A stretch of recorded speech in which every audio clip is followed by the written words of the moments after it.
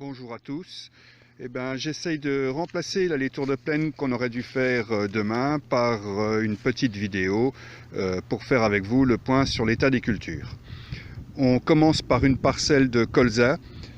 On a ici un colza qui est au stade E.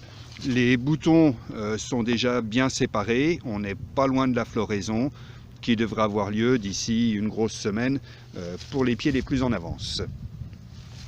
À regarder en ce moment dans les colzas les insectes essentiellement. Autant on avait beaucoup de méligettes la semaine dernière avec les temps doux et sans vent, autant là cette semaine, vu la météo qui est annoncée, je pense qu'on va rester sur une situation à peu près comme cet après-midi, avec des méligettes qui ont plutôt tendance à se cacher et à se mettre à l'abri du vent et des températures froides. Le gel de ce matin, on le voit ici, a marqué un petit peu les colzas. Ils ont penché un petit peu. On retrouve quelques pieds qui sont bien inclinés. Bon, voilà, pour l'instant, jusque-là, c'est pas grave du tout. Si on reste sur des températures comme ce matin avec des -2, il n'y a pas de souci. Donc, par rapport aux insectes, à regarder sur vos pieds de colza si vous avez des méligettes. Pensez à bien regarder sur tous les pieds. On prend 5 pieds à la suite pour regarder les méligettes. On ne prend pas juste les pieds les plus grands comme celui-là. Alors là, d'une main, c'est pas très facile. Là, voilà, j'ai un méligette ici qui est en train de se cacher entre mes doigts. Un méligette sur ce pied-là. Ce pied-là, a priori, il n'y a pas de méligette. Le pied-là, pareil. Et ici, pareil, vous n'oubliez pas de prendre également les petits pieds pour vérifier s'il y a des méligettes dedans. Donc c'est bien la moyenne de tous les pieds qu'il faut faire, des grands comme des petits, et regarder s'il y a des méligettes. Hop, là il y a un petit ici avec 2 méligettes dedans. Donc là sur 5 pieds, j'avais 2 méligettes sur un pied et 2 autres sur un autre pied. Donc on a 4 méligettes pour 5 pieds, ce qui fait du coup à peine un méligette par pied. Donc on est plutôt loin du seuil de traitement. Je pense que ça va rester comme ça à peu près toute la semaine. À regarder également les charançons, mais je pense que la plupart des parcelles de colza, on a dépassé le seuil de sensibilité du colza au charançon. On a largement partout des tiges qui font plus de 20 cm, qui était l'ancien seuil de sensibilité du colza au charançon. Donc ça, je pense que ça va être plutôt fin de l'histoire par rapport à ça. On peut regarder dans la cuvette. Donc là, la cuvette, elle n'a pas été vidée depuis plus d'une semaine. Il y a du monde dedans, carrément. Je vais faire un comptage et puis je vous redonnerai le comptage du nombre de charançons qu'il y a dans la cuvette. Pour avoir plus facile à identifier tous les insectes que vous pouvez trouver dans la cuvette, le plus pratique, c'est de récupérer tous les insectes, de les faire passer à travers une passoire et puis après les étaler sur une feuille de papier ou un support comme vous voulez, et puis de les faire sécher. Donc là, c'est ce que je viens de faire. On va regarder, je vais faire mon tour de plaine et puis on reverra après, une fois que ce sera sec, je referai un comptage dessus. Là, j'ai remis la cuvette en place dans la parcelle. Une cuvette bien positionnée, c'est une cuvette qui est visible pour les insectes, donc qui doit avoir normalement le bas de la cuvette, le fond de la cuvette, au-dessus de la végétation la plus haute. Donc là, vous voyez ici, ma cuvette, elle est un petit peu basse.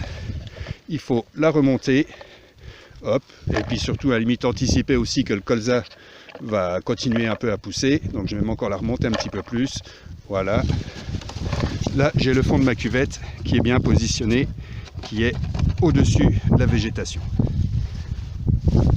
On remet une goutte d'eau. Hop, et c'est reparti. Donc de l'eau avec du savon liquide, du liquide vaisselle. Et c'est reparti. On reviendra la revoir dans quelques jours ou la semaine prochaine.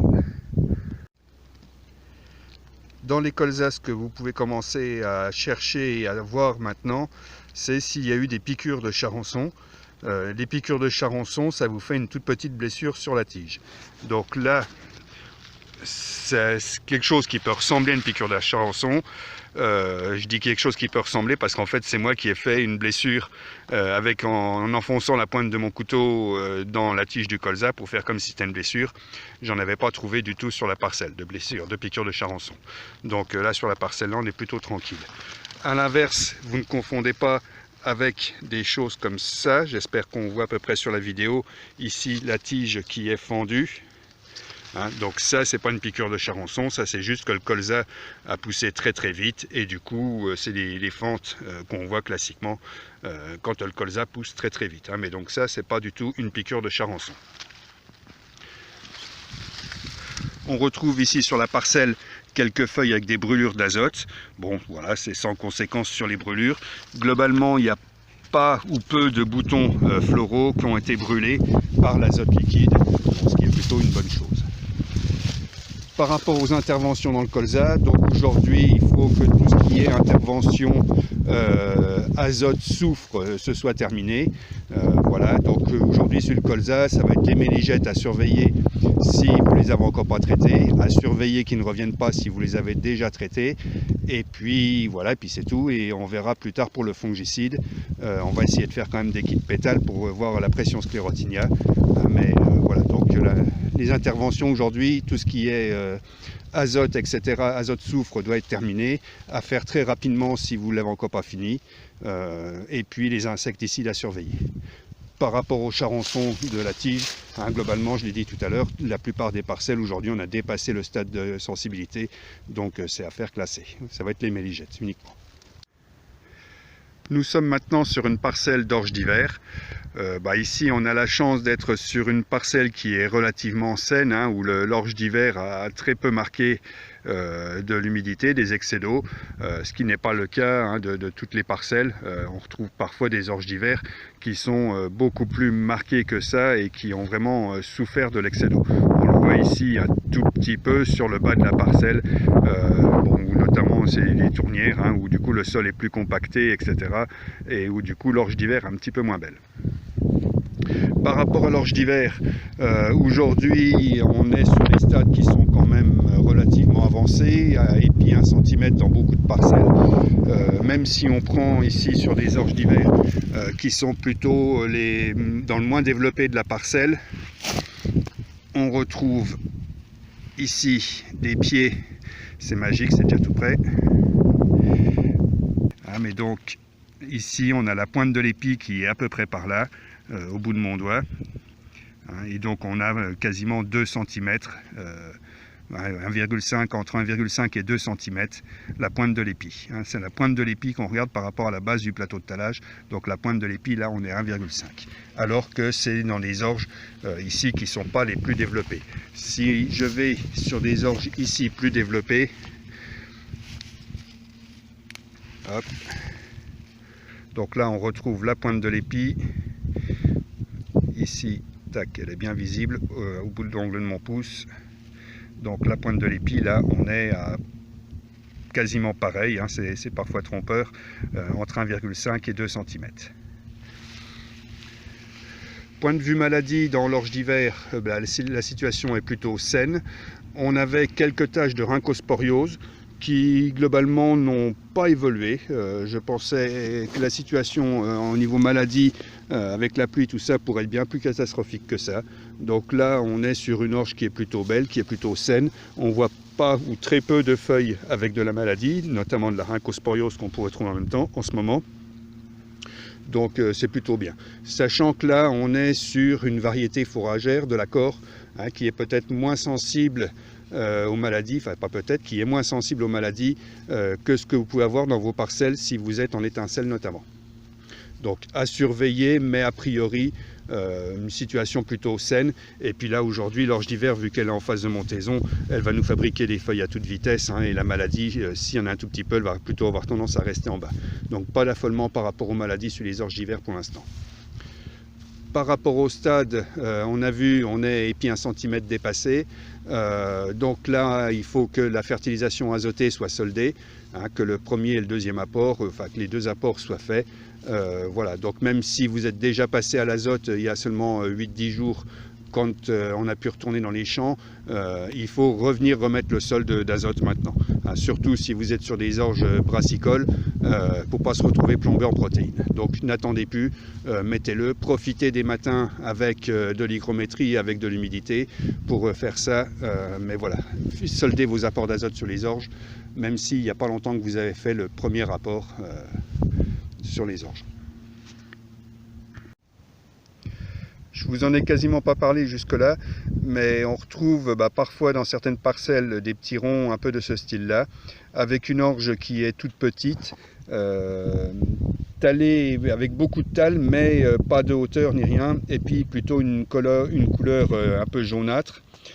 On retrouve ici sur les feuilles, on le voit sur celle-là, des stries, des stries qui font plutôt une couleur vert clair et vert foncé, qui sont un peu caractéristiques d'une feuille qui a chopé une virose.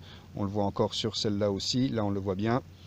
Donc des feuilles qui ont chopé la virose dues aux pucerons qui sont restés présents cet automne. Il n'y avait pas des grandes quantités de pucerons cet automne, mais le fait qu'on n'ait pas eu de gelée du tout fait qu'ils ont travaillé pendant longtemps et on retrouve ça sur plusieurs parcelles.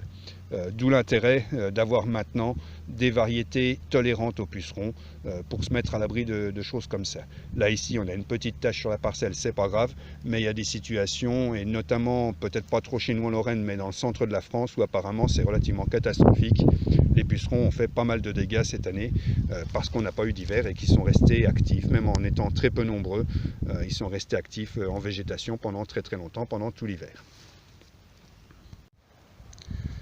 Nous rechangeons de parcelle, nous passons maintenant ici sur une parcelle en blé de maïs. On a plutôt ici un beau blé de maïs, c'est une parcelle qui est bien exposée et où du coup le blé a poussé et a talé pendant tout l'hiver, il a bien poussé.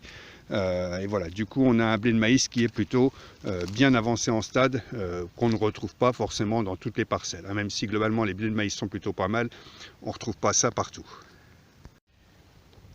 Alors du coup ce blé là qui a bien poussé, point de vue stade, là c'est, je dirais presque même une surprise pour moi.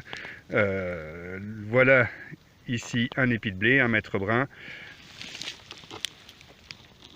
On est sur un stade, on voit le renflement du premier nœud qui commence à se faire. Le premier nœud est déjà bien déposé de l'épi. J'ai l'épi, la pointe de l'épi qui est ici au bout de mon ongle. On est à épi 4 cm et quasiment premier nœud. Premier nœud, on le compte que quand il est sensible au toucher depuis l'extérieur. Là, il n'est encore pas sensible, mais voilà, on n'est pas loin d'être au premier nœud. La semaine dernière, on était à épi 2 cm. Donc là, on a un blé qui a poussé fort pendant ce temps-là. On voit d'ailleurs qu'il n'a peut-être pas tout à fait la quantité d'azote qu'il lui faudrait. On voit par endroits des zones vert clair, vert foncé. Voilà, donc il y a eu de l'azote qui a été apporté. Il n'est peut-être encore pas disponible à 100% ou il a des besoins de toute façon qui sont alors si très importants. Donc tous les blés aujourd'hui, surtout des blés qui sont au stade là, ils doivent avoir au moins une centaine d'unités de disponibles, que ce soit en 1 ou en 2 apports, mais donc avoir au moins 100 voire 120 unités d'azote sur tous les blés. Quasiment tous les blés aujourd'hui sont à épi 1 cm, donc en fertilisation il doit rester quasiment plus que le 3e apport à faire. Vous n'oubliez pas le soufre, j'en ai pas parlé sur l'orge d'hiver, mais aujourd'hui sur ces deux cultures, orge d'hiver, et blé d'hiver, on conseille de faire des apports de soufre vu la pluviométrie qu'on a eue cet hiver.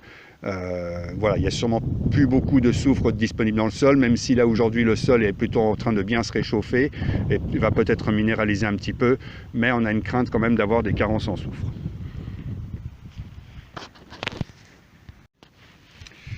Une autre parcelle de blé, nous sommes maintenant ici sur un blé avec un blé de pois, précédent pois de printemps.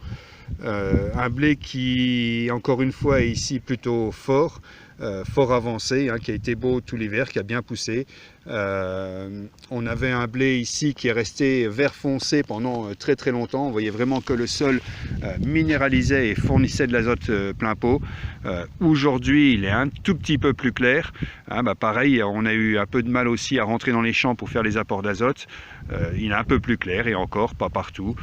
Ce qu'on voit le plus, c'est surtout des taches où il y a eu des excès d'eau et où là il est marqué, il est bien plus petit. Point de vue stade, ici on est aussi sur un blé qui est au même stade que dans le blé de maïs qu'on a vu juste avant. Voilà ici, hein, donc là la coupe d'1 mètre brun pour voir le stade, à peu près au bout de mon doigt, oui ici, on a le bout de l'épi, et donc voilà le premier nœud pareil qui est déposé, bien déposé, et donc un épi qui est déjà à 4 presque 5 cm. Contre, ce qu'il faut regarder cette année dans vos parcelles, alors surtout si vous avez des parcelles en sol limoneux, c'est le pied inverse. Les pluies qu'on a eues régulières là tout le long de l'hiver font qu'on a des contaminations en pied inverse plutôt assez importantes. Alors là on le voit comme ça sans même trop zoomer sur l'épi qui est tout à gauche. On voit qu'il a une couleur brune.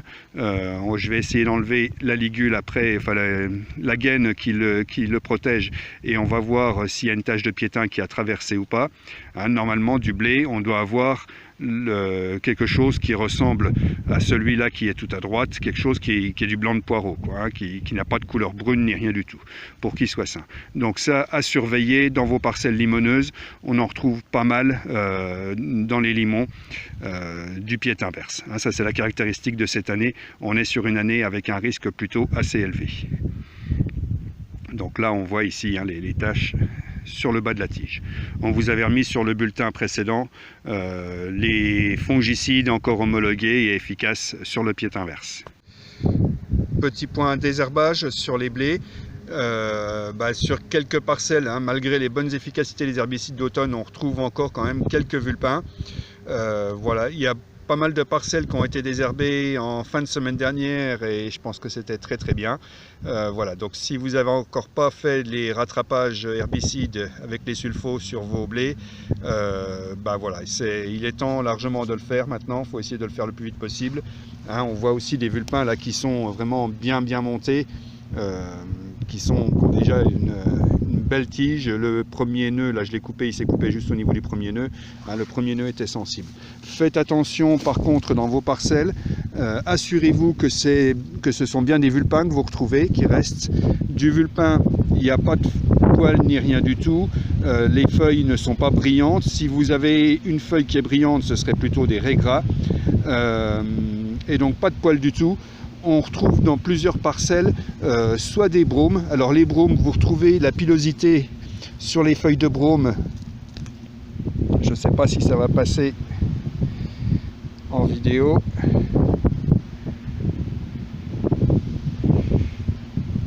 Donc des bromes, vous avez des feuilles qui sont poilues partout, et on retrouve également sur certaines parcelles des levées de follavoine. La follavoine, vous avez une feuille qui n'est pas forcément très poilue, mais par contre quand vous la regardez avec le soleil, en se mettant carrément dans le soleil, vous retrouvez sur la follavoine des grands poils au bord des feuilles. Ça vous fait plutôt comme des espèces de cils au bord des feuilles sur les follavoines. Les follavoines aujourd'hui, elles sont plutôt à 1, 2 voire 3 feuilles pour les plus avancées. Elles sont seulement en cours de levée. Donc ne confondez pas les vulpins, les bromes, les follavoines. Follavoines, on les aura, s'il y a des vulpins, on les aura avec les herbicides classiques, ou sinon plutôt avec de l'axial pratique. Et si c'est du brome, il faut mettre plutôt en marche des produits style attribut pour les avoir. Eh bien, me voici rentré à la maison pour faire le tri de tout ce que j'avais dans ma cuvette. Donc là, j'ai trié les insectes par sorte. Vous retrouvez ici tout un groupe d'insectes, d'abeilles, d'hyménoptères, etc. J'en ai isolé ici quelques-unes. Donc tout en haut, là, vous avez une abeille sauvage ou une abeille domestique. Et quand on vous parle aussi d'hyménoptères parasitoïdes, donc là, vous avez des exemples de ces petites abeilles, de ces petits hyménoptères qui peuvent ensuite parasiter d'autres insectes qui sont nocifs pour nos cultures. Ici, vous avez tous les méligettes. Bon, je ne cherche pas à dénombrer, hein. Il y a plein de méligettes, c'est tout, dans les cuvettes, c'est normal, on les compte sur les plantes. Ensuite, ici, vous avez quelques petits carabes qui, normalement, sont plutôt au sol pour manger tout ce qu'ils peuvent trouver comme graines, etc. Et qui, parfois, aussi, sont plutôt en hauteur Ils viennent des fois se nourrir de pucerons. Pucerons, limaces, etc. On en voit de temps en temps au sommet des épis de blé et qui sont là pour manger donc les pucerons qui sont sur les épis de blé.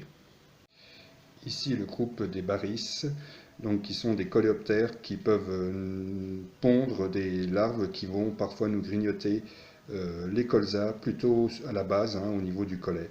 On ne sait pas quels dégâts ils nous font, on n'arrive pas à les traiter. Comme les larves sont au pied du colza alors que le colza est haut en végétation, les insecticides ne les touchent pas et du coup on n'a jamais pu mesurer leur nuisibilité. Et on arrive ensuite donc sur les charançons. Sur la droite, ici, vous avez tous les charançons de la tige du chou. Et là, maintenant, on arrive sur les charançons de la tige du colza sur la gauche.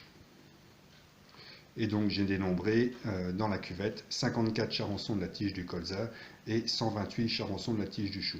On voit que les charançons de la tige du colza sont plus gros. Ça ne ressort pas trop là sur la vidéo, mais ils sont aussi plus noirs que les autres. Ainsi se termine ce premier tour de plaine. Voilà, j'espère que ça vous servira à refaire le point dans vos différentes parcelles. Voilà, et on se dit à tout bientôt. J'espère que vous êtes tous en forme, pas malades, pas touchés par le virus. Et voilà, et à bientôt.